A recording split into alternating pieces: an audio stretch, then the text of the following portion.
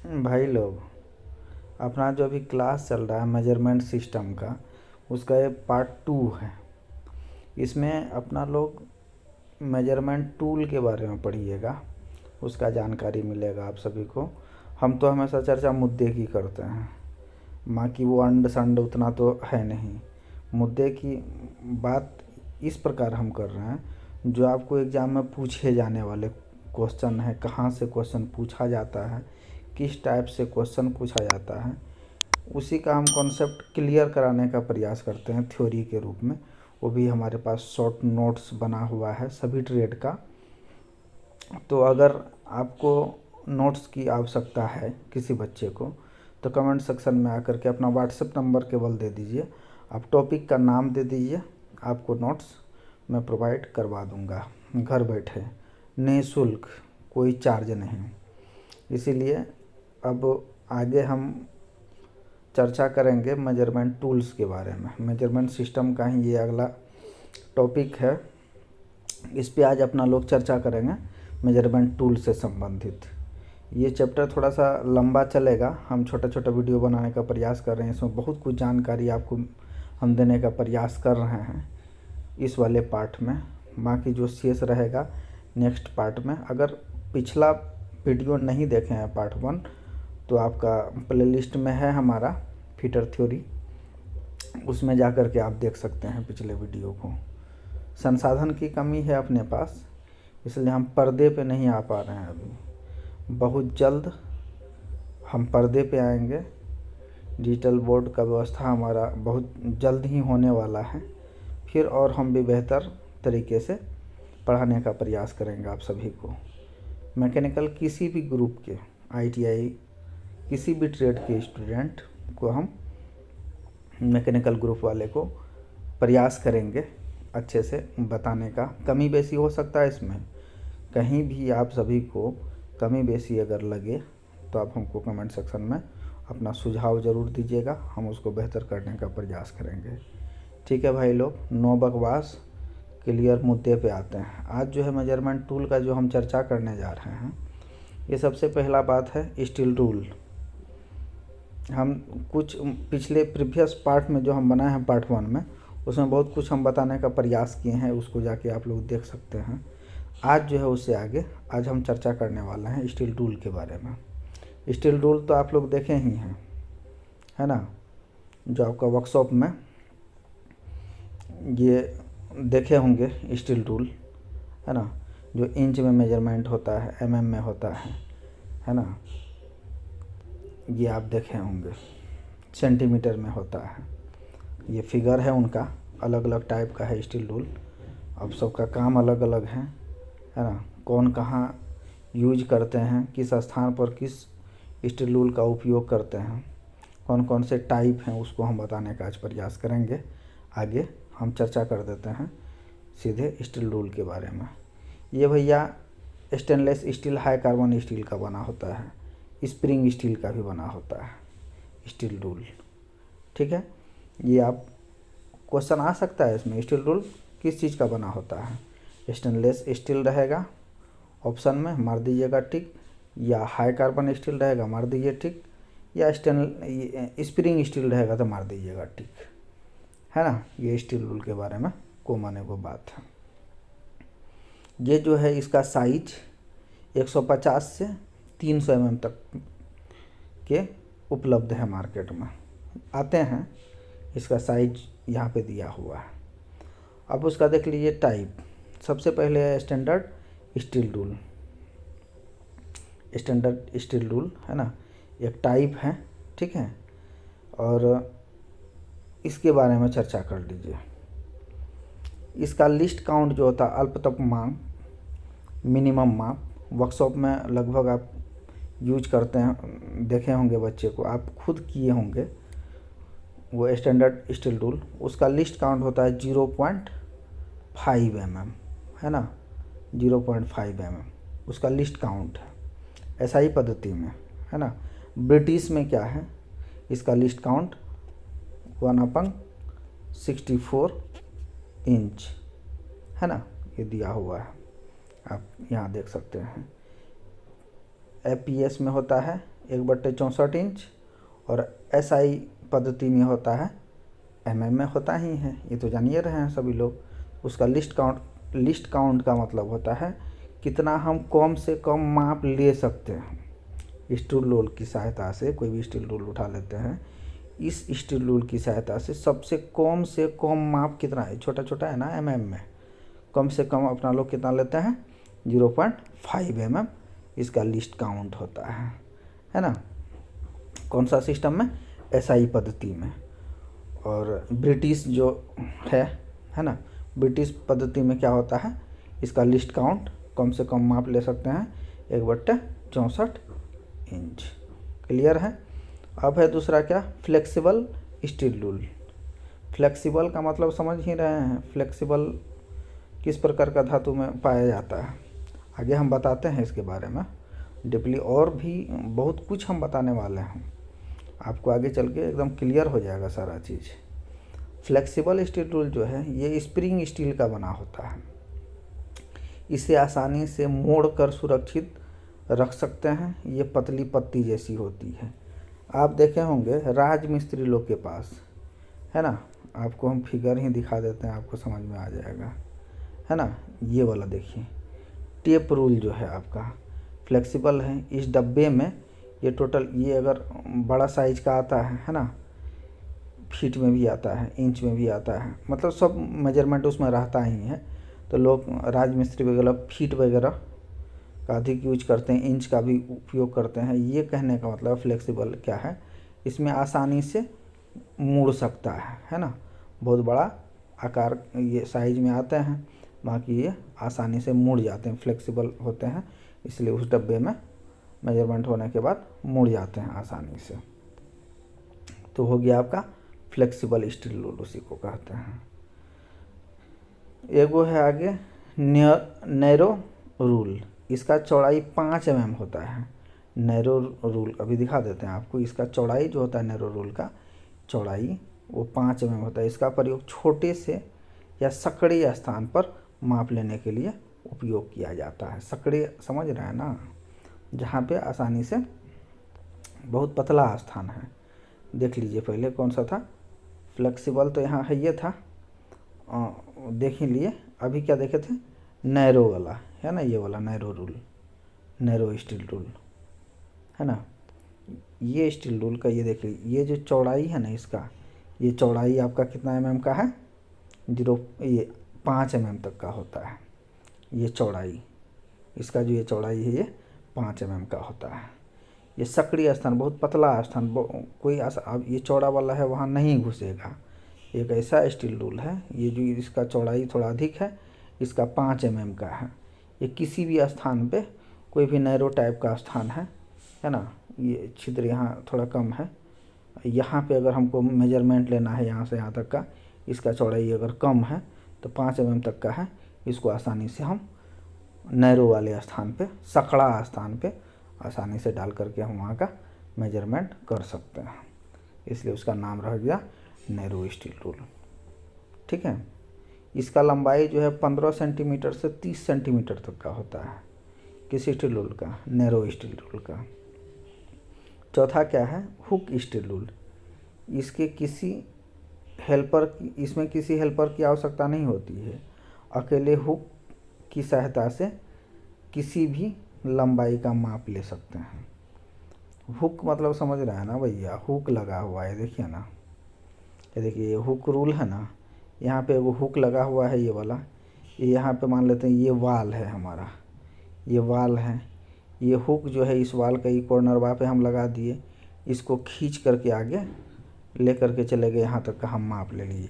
अब ये सब स्टील रूल होता है। टेप वगैरह में क्या होता है, यहाँ पे अगर हुक लगा हुआ नहीं है तो इसको हम एक लेबर को यहाँ भी लगाना पड़ता है, एक आदमी को यहाँ लगाना पड़ेगा, इसको पकड़ के रखेगा तब इधर भी हम माप सकते हैं आसानी से। एक्स्ट्रा इसमें क्या है, इसमें हुक लगा हुआ है, यहाँ पे कॉर्नर वापस हटा दिए, इसको खींच के कहीं भी लेके चले गए, आसानी से हम माप सकते हैं। इसमें हुक लगा, इस सब में हुक लगा हुआ नहीं है, इसमें हुक लगा हुआ है, इसलिए इसको कह देते हैं हुक स्टील रूल, और कोई ख़ास बात है नहीं। एक है श्रिंक स्टील रूल, है ना, श्रिंक रूल। इसके माप लेने के लिए इसके जो माप के खांचे होते हैं, खाने होते हैं, वो इंच में होते हैं, है ना, इंच में रहते हैं। इसके बारे में जान जाइए आप। श्रिंक स्टील रूल जो है, श्रिंक स्टील रूल का, इसमें देखिए कुछ कोई ख़ास बात है नहीं। इसका जो खांचा है ना, ये mm में है ना, इंच में है, ठीक है। सबसे पहली बात जान जाइए कि mm में है। अब जो है ये स्टील रूल वही है, श्रिंक टाइप का जो है, इसका जो खाने हैं, ये खाना जो है इसमें इंच, ये सीधे इंच में रहेगा, ठीक है, mm वगैरह में नहीं रहता है। अब इसका उपयोग जान जाइए, कहाँ पे इसका उपयोग किया जाता है।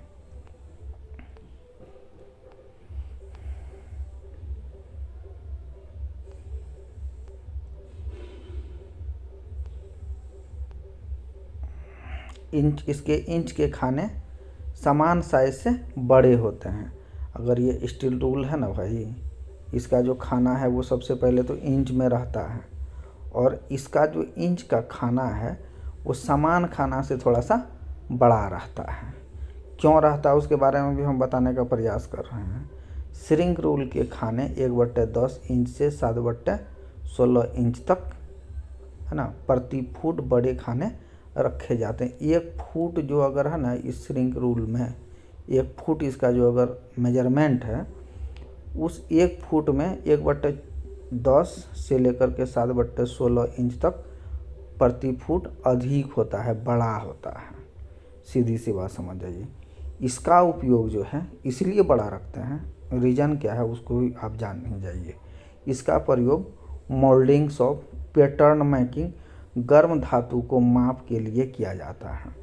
अब देखिए इंच में बड़ा क्यों रखते हैं। कोई भी मेटल को पिघला करके किसी सांचे में, है ना, अगर हम डाल दें, पिघला हुआ मटेरियल को इस सांचे में अगर हम डाल देते हैं, ये जो है पिघलने के बाद गर्म है, गर्म अवस्था में है, ये पूरे डब्बा को भर दिया, उस खांचे को भर दिया। जब ये ठंडा होगा धातु, तो ये ऑटोमेटिक बात है, समझ में आ रहा होगा आप लोगों को, ये सिकुड़ जाएगा भाई। सिकुड़ेगा ना, तो सिकुड़ जाएगा तो साइज छोटा हो जाएगा, ऑटोमेटिक बात है। तो इसको क्या करते हैं, श्रिंक रोल की सहायता से जितना साइज का अगर हमको ये खांचा है, अगर कोई मेटल को हम बना रहे हैं, कोई भी पार्ट्स को अगर हम बना रहे हैं, तो उसका मेजरमेंट ही हम अधिक ले लेते हैं। अधिक ले लिए तो ये पिघला हुआ मेटल जो है अपना अधिक में भर गया, जो एक्स्ट्रा हम लिए हुए थे अधिक मात्रा में बढ़ गया। जब ये सिकुड़ करके एक्चुअल साइज में हमको प्राप्त हो जाएगा, तो हमारा जो भी निर्माण है वो हमारा सही साइज में बन के तैयार हो जाएगा। तो पहले से अगर 1 इंच 2 इंच 1/10 इंच अधिक हम बड़ा साइज कर लेते हैं, बना लेते हैं उस खांचे का, और उसमें पिघला हुआ मेटल दिए, तो ठंडा होने के बाद एक्चुअल साइज में आ गया। इसलिए हम वहाँ पे श्रिंक रूल का उपयोग करते हैं, है ना। पैटर्न मेकिंग समझ रहे हैं ना, या मोल्डिंग शॉप में या गर्म धातुओं में को मापने के लिए इसका प्रयोग किया जाता है। पिघलने के बाद कोई भी धातु जब ठंडा होगा, ऑटोमेटिक बात है वो सिकुड़ेगा, साइज को थोड़ा सा शॉर्ट करेगा। तो पहले हम माप के बड़ा कर देंगे भैया, तो खेले ख़त्म है, और लास्ट में वो सिकुड़ भी जाएगा तो सही साइज में आ जाएगा। इस प्रकार का जॉब को मेजरमेंट करने के लिए श्रिंक स्टील रूल का प्रयोग किया जाता है। सीधी सी बात है। दूसरा क्या है, की सीट रूल, है ना। की सीट रूल का देख लीजिए, ये फिगर है। अब देखिए इसका उपयोग वक्राकार सतहों पर रेखा लाइन खींचने के लिए किया जाता है। कोई गोल जॉब है ना, तो ये की सीट रूल जो है इसका प्रयोग करते हैं। इसका कोई भी वक्राकार इस गोल टाइप का जॉब है, उस पर लाइन खींचने के लिए अपना लोग की सीट रूल का प्रयोग करते हैं। तो ये फिगर में आपको बताने का हम प्रयास किए हैं भाई लोग, ठीक है। ये था आपको स्टील रूल का 3-4 टाइप का जो भी था, इसको हम बताने का प्रयास किए। इसी से क्वेश्चन आता ही है यार, फालतू बात है यार सब। तुम लोग देखो आगे, फिर है तो बड़ी इम्पोर्टेंट चैप्टर, क्वेश्चन तो आएगा ही इससे, हमको लग रहा है 4-5। और थोड़ा वीडियो इसका बड़ा होगा, 1-2 पार्ट में और बनेगा। फर्स्ट पार्ट अगर कोई नहीं देखे हो तो देख लेना। अब आते हैं कैलिपर्स पे। कैलिपर्स को तुम लोग शायद देखा ही होगा, नहीं देखा है तो फिर से देख लो। हम पिछले वीडियो में बताने का प्रयास किए हैं। यह है कैलिपर्स, इसको बोलते हैं। अब पिछले वीडियो में हम एगो बात बताए हुए थे, डायरेक्ट मेजरमेंट, एगो बताए थे इनडायरेक्ट मेजरमेंट।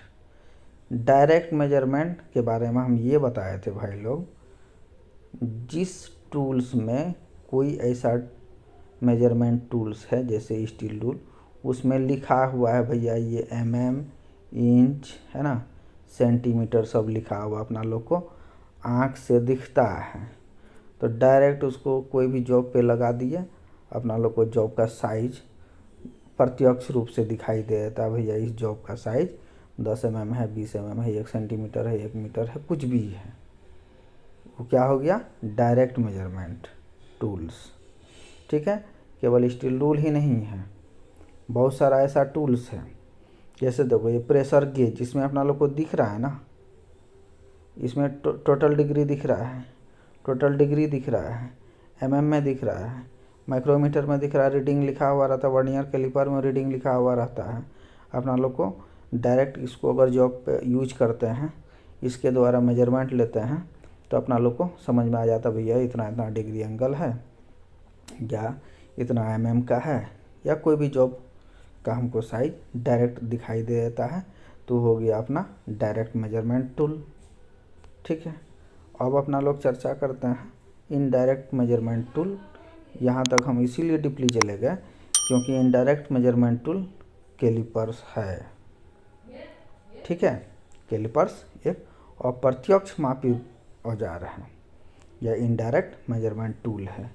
क्यों है, हम पिछले वीडियो में बताए थे।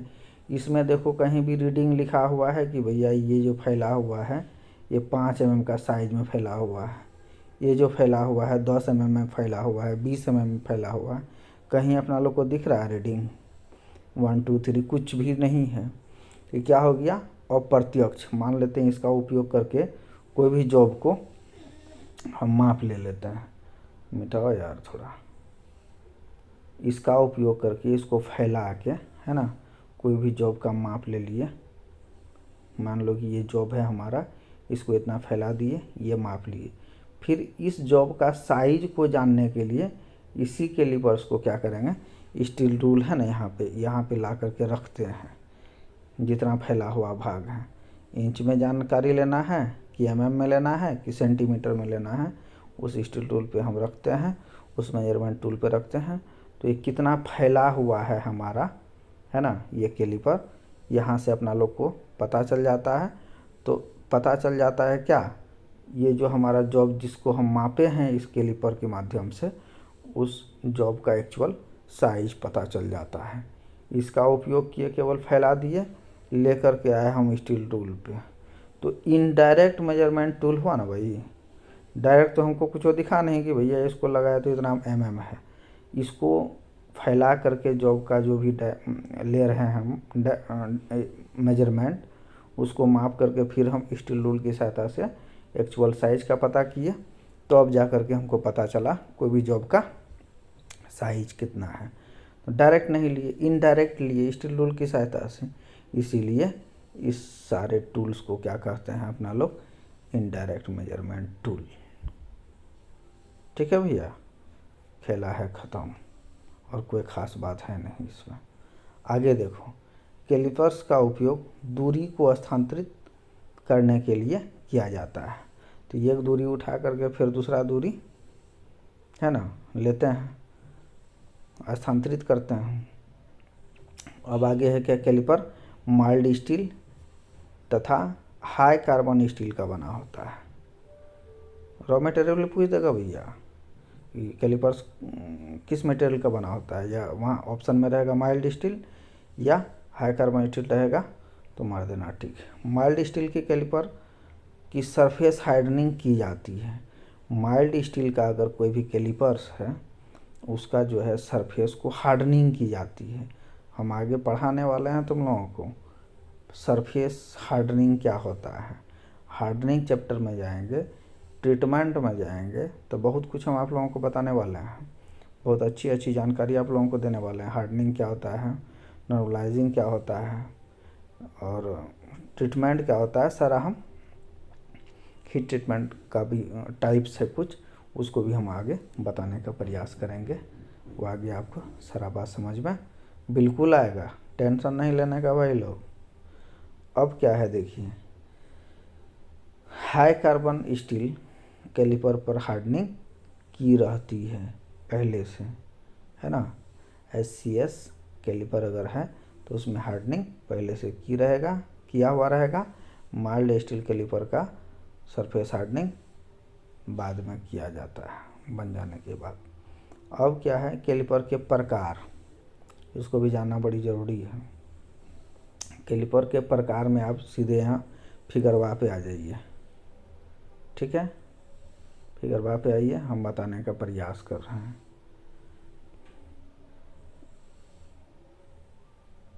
ये फ्रेम ज्वाइंट, ये जो टाइप है ना, ये फ्रेम ज्वाइंट है, सीधे फ्रेम को जोड़ दिया। ये देखो इसमें स्प्रिंग टाइप है, ये स्प्रिंग लगा हुआ है, इसको जब ढील कीजिएगा स्प्रिंग फैलेगा, ये अपने आप फैलेगा, है ना। और टाइट करिएगा ये अपने आप जाएगा। यहाँ पे लगा हुआ है वो नट, है ना। ये जो नट आपका लगा हुआ है यहाँ पर, इसको टाइट करिएगा, ये क्या कहते हैं, सिकुड़ेगा। इसको लूज करिएगा तो ये अपने आप फैलेगा, क्योंकि यहाँ स्प्रिंग लगा हुआ है। ये फ्रेम टाइप का जो है ज्वाइंट, इसको जो है हाथ से फैलाइएगा, फिर से मोड़िएगा। यहाँ पे नट लगा हुआ है, स्प्रिंग लगा हुआ है, इसको कम बेसी करिएगा तो वो आपका तब्बे होगा। एक वो है ट्रांसफ़र फ्रेम ज्वाइंट, है ना। ये देख रहे हैं ना, ट्रांसफ़र फ्रेम ज्वाइंट है। अब ये क्या है, एडजस्टेबल फ्रेम ज्वाइंट। ये एडजस्टेबल, ये 4 टाइप है इसका, है ना। अब देखिए फ्रेम ज्वाइंट है ये भी, ये हम आगे बताते हैं। ये इनसाइड कैलिपर है। अब देखिए आगे हम बताने का, पर ये पहले ज्वाइंट समझ जाइए, टाइप इसका देख लीजिए। ये जो कैलिपर्स के टाइप हैं, ये आपका 4 टाइप है, इसको देख लीजिए। अब देखिए इसको हम और थोड़ा सा बेहतर तरीक़ा से बताने का प्रयास कर रहे हैं बनावट के आधार पे, है ना। एक वो है फ्रेम टाइप, एक वो है स्प्रिंग टाइप। आउटसाइड कैलिपर, ये देखिए फ्रेम टाइप में आउटसाइड कैलिपर है, जॉब की बाहरी माप लेने के लिए आउटसाइड कैलिपर का प्रयोग करते हैं, ठीक है। अब देखिए स्प्रिंग ज्वाइंट टाइप का जो है कैलिपर, ये फ्रेम ज्वाइंट के अपेक्षा अच्छा होता है। इसके दोनों टांगों पर एक स्प्रिंग और एक धुरी पॉइंट के द्वारा जोड़े होते हैं। खोलने बंद करने के लिए स्क्रू एवं नट लगा रहता है, जो भी आप लोगों को हम बताए थे। वो स्प्रिंग टाइप था, वो फ्रेम टाइप का था। अब है यहाँ अलग बात, इनसाइड कैलिपर और आउटसाइड कैलिपर, उस पे आ जाइए। अब ये तो टाइप था, आप सभी को हमको लग रहा है समझ में आ रहा है। एगो फ्रेम टाइप का है, एगो स्प्रिंग टाइप का है ना। ये 2 टाइप था इसका। अब है इनसाइड कैलिपर, एगो है आउटसाइड कैलिपर। अब देख लीजिए ये जो है आपका इनसाइड कैलिपर, है ना, और आउटसाइड कैलिपर में अंतर क्या है। यहाँ अगर कोई भी जॉब लगाते हैं तो ये मान लेते हैं जॉब है, ठीक है। जॉब के बाहरी किनारा को नहीं ये माप रहा है, स्पष्ट दिखाई दे रहा है। ये बाहरी किनारा को माप रहा है, ये जॉब है अपना, तो ये क्या हो गया, आउटसाइड कैलिपर हो गया। आउट मतलब बाहरी, है ना। जॉब का बाहरी हिस्सा को मापते हैं, उसके डायमीटर को मापते हैं, उसके मोटाई को माप सकते हैं, ठीक है, वो भी बाहरी, ठीक है। इसलिए ये हो गया कि आपका आउटसाइड कैलिपर। अब दूसरा क्या है, इनसाइड कैलिपर। ये जो इसका बना हुआ है ना, ये टैंग इसका जो बना हुआ है, ये देखिए ये बाहरी माप ले नहीं सकता। अगर कोई भी जॉब है, यहाँ पे मान लेते हैं ये जॉब है हमारा, ये जॉब है अपना, रुको नहीं यार, और इसको हम दूसरे जगह बनाने का प्रयास कर रहे हैं। ये हमारा होल वाला जॉब है ना। अब इसका ये अंदर वाला, ये अंदर का डायमीटर कितना है, इसका अंदर वाला डायमीटर अगर अपना लोग मापोगे तो इस वाले कैलिपर से, आउटसाइड कैलिपर से क्या करोगे, बाहरी है ना माप नापेगा, लेकिन अंदर का जो माप है ये होल है, ये हमारा जॉब है, ये होल है ये। तो ये अंदर का जो माप लेंगे अपना लोग, तो वहाँ पे क्या करेंगे, है ना, ये जो है आपका इनसाइड कैलिपर को, इसको अंदर में घुसा करके, टेंग जो है इसका अंदर में डाल करके, है ना, इसका अंदर का माप, ये पॉइंट और ये पॉइंट हम ले लिए, अंदर में डाल करके इसका ले लिए, इसको ले जा करके हम फिर आप स्केल पे, स्टील टूल पे रख दिए, तो अंदर का डायमीटर कितना है इस जॉब का, है ना, वो अपना लोग को पता चलेगा। सीधी सी बात है, फालतू बात है भाई। आउटसाइड अगर हमारा कैलिपर है तो बाहरी कोई भी जॉब का बाहरी माप लीजिएगा, इनसाइड अगर हमारा कैलिपर है कोई भी जॉब का अंदरूनी माप लेने के लिए इसका प्रयोग करिएगा, और कुछ वो है नहीं। अब आ गया ये मुद्दा पे, अब है क्या, odd leg caliper. Odd leg caliper, इसको जो है ना हर्माफ्रोडाइट या जेनी कैलिपर के नाम से भी जाना जाता है। अब देख लीजिए ये वाला हिस्सा, ठीक है, इसका उपयोग जो करते हैं, अब दिखाते हैं अभी। हर्माफ्रोडाइट कैलिपर और जेनी कैलिपर एक ही बात है, या उसको ऑड लेग कैलिपर कहते हैं। इसका उपयोग किसी जॉब के समांतर रेखा खींचे और किसी गोलाकार वस्तु का सेंटर केंद्र निकालने के लिए प्रयोग किया जाता है। अब देखिए कोई भी अपना लोग का ये वाला हिस्सा है, वो कोई भी है जॉब है, इसका समानांतर लाइन खींचने के लिए ये जो है ऑड लेग कैलिपर का प्रयोग किया जाता है। देख लीजिए ऑड लेग कैलिपर कहाँ पर है, देखिए हर्माफ्रोडाइट है ना कैलिपर, या ऑड लेग कैलिपर या जेनी कैलिपर इसको कहते हैं। ये एक हिस्सा इसका मुड़ा हुआ है ना, एक हिस्सा ये मुड़ा हुआ है। कोई भी जॉब का सतह पे, है ना, कोई पार्ट पे, आप जैसे कि ये वाला है, यहाँ अपना लोग एक मुड़ा हुआ कॉर्नर बा को रखे, और एक जो है अपना जो सीधे 90 डिग्री पे है, इसको लगा करके सीधे घिस दिए, फैलाते गए, घिसते गए। तो समांतर लाइन, कोई भी जॉब पे समांतर लाइन खींचने के लिए अपना लोग ऑड लेग कैलिपर का प्रयोग करते हैं। या कोई भी गोलाकार वस्तु है, इसका केंद्र निकालने के लिए अपना लोग क्या करते हैं, ऑड लेग कैलिपर या जेनी कैलिपर या हर्माफ्रोडाइट कैलिपर का प्रयोग करते हैं। सीधी सी बात है।